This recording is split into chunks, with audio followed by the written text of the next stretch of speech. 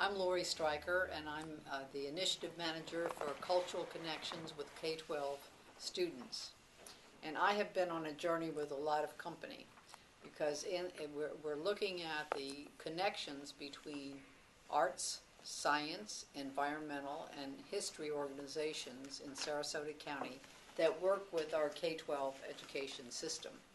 And it turns out there's 55 organizations that do something with schools, and another 46 schools that are in the public system, plus our charter schools. So there's a lot of parties. Fortunately, there are some very strong consortium in the county that have already brought together these organizations. For example, the Arts Council, there's an Education Task Force, there's a Community Schools Partnership for the Arts, there's a science, or there's an organization that brings all those science and history organizations together. And then there's an Education Foundation, which is going to be helping us with the sustainability issues. So fortunately, there were these organizations that I primarily work with, their leaders, and it's been a way to get a lot of input about how can we take what we know is already a very good story for On Connections and a good number of connections and take it to great through collaboration, through innovation, through finding new connective tissue, through new realities, new ways of doing these connections that just don't depend on a traditional field trip or an experience that involves a school bus. So one of the things, because of the number of organizations, was we had to get a baseline, and that was something we agreed on. We have to get a baseline of what's there. So I did, one of my early experiments in technology was the Survey Monkey. These online surveys, which I developed with my partners and field tested with both the organizations and later with teachers to find out what's going on, who they're working with, what schools, what programs, how many, how really big is this breadbox. And so in March and April, those surveys were conducted. Very good response, 35 out of the 55 organizations, which included all the large ones. There were some organizations that either did very little or were maybe not currently doing education programs. We worked with teachers as well, and that because the finding in the organization survey said that really teachers were the key, that organizations work directly with classroom teachers. So we wanted to get their opinion and their ideas about how it could be improved. So that survey took place in April, and we got a 17% response of the 2,700 teachers, which was better than double of what was expected, because it essentially is a low-stakes survey that was sent out through the principals, and we know you don't always answer those surveys that you get from the myriad of people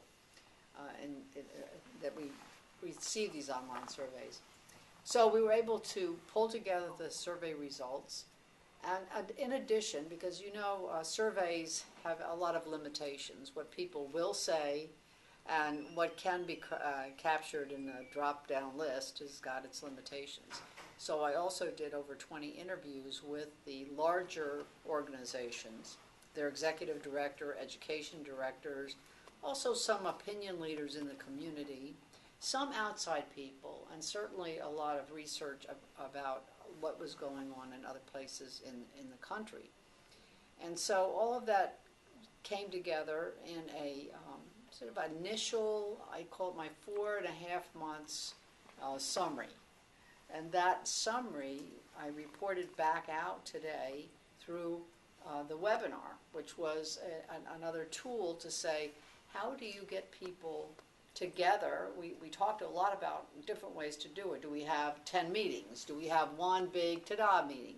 But we wanted to make sure that the information was not really the message as much as it was, this is a journey, this is what we know now, and how are we going to use that to go to the next level and say, Where's that missing connective tissue? Where's those new realities that we can build on? And so that webinar had, I think there were 80 people that signed up in advance. I don't know what the no-show rate is on a webinar, but I guess we'll get that information.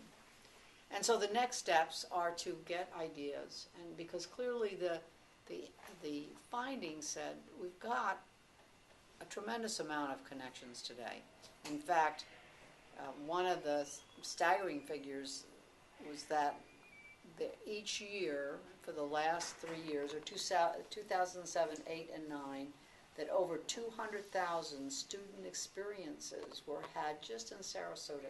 This is just Sarasota County with the public schools. Well, if you take the 40,000 students, that would be an average of 5 experiences per kid. Doesn't probably happen that way because it happens more with some schools and more with others. And what we found, more happens at the elementary level when there's less time constraints, scheduling constraints, than at the high school level. We also found there's very little use of technology, even though the schools have invested in a tremendous amount of classroom technology. And the opportunity to beam in a scientist from Mode or a horticulturist from Selby, or even arts performances or the stage crew at the opera. There's an opportunity to really engage students, especially older students, which are not as interested necessarily in going en masse someplace. They want more experiential learning. So there's that's part of what we learned. The other thing is that while the organizations and the teachers are passionate about these connections, and they believe, the teachers believe and say in their survey, it motivates students, it boosts achievement, it makes the curriculum real, it's unique experiences for kids that won't ever otherwise have them. They also say there's a lot of frustration in trying to get together. See, on the one hand, teachers to organizations and being the way they connect could be a great thing, grassroots, a lot of support. But can you imagine 55 organizations getting in touch with these 2,700 teachers and trying to figure out the logistics of transporting kids from A to B or to be involved in a program? It's a lot of frustration, both teachers and the organizations. Teacher moves from a school, an organization changes staff. You've got to rebuild those connections. So one of the early things we're looking at is to build an IT platform that would allow these, the buyers and sellers, if you will, to not only plan programs, but to have them available so they could figure out, okay, what do we have for 6th graders? What do we have in science? What do we have in, you name a subject? And also would help us, I think, figure out where are the missing places, where are the missing experiences. And they may not always be with these cultural organizations.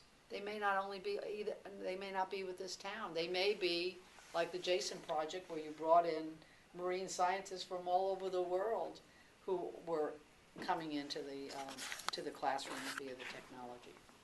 So at our next steps is to really identify what these gaps are, build a consensus around priorities, because you can see from the subject you could go a lot of different ways.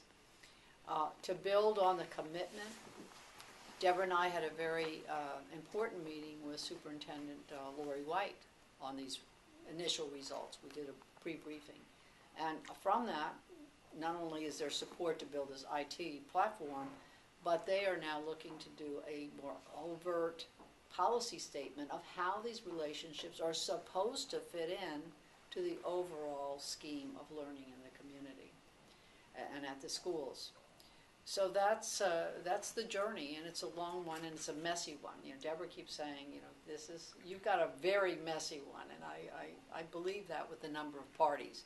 But with the consortium, with the partners, and with really the passion that's there, it's been a really a joy for me, and something that's brought together a lot of experiences